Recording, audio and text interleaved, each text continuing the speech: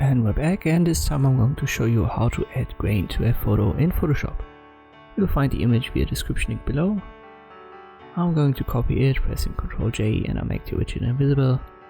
I use the copy, go to filter and open the camera raw filter. Let me first give it a vignette under effects, and I might change the midpoint a little bit. That should be fine.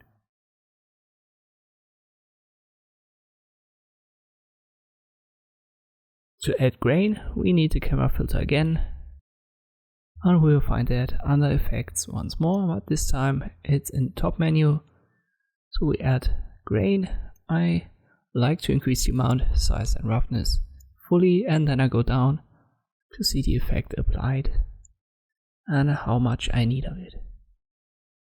In this case I overdo it a little bit so that we can see the effect properly applied.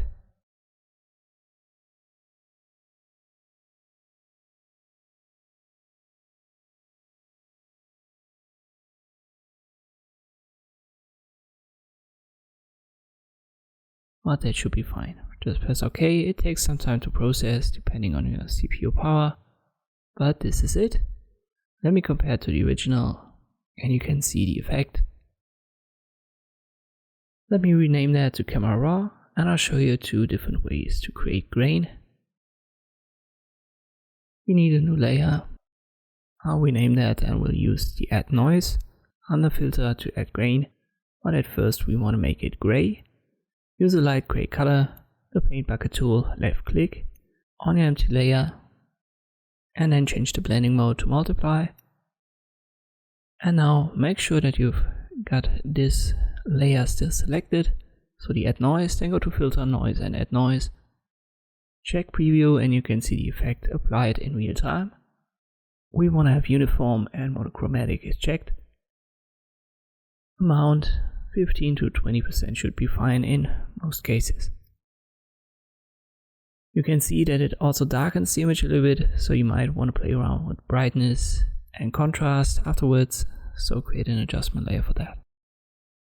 Let me show you the third way. Once again we need a new layer and make it gray. I'll use another light gray for that.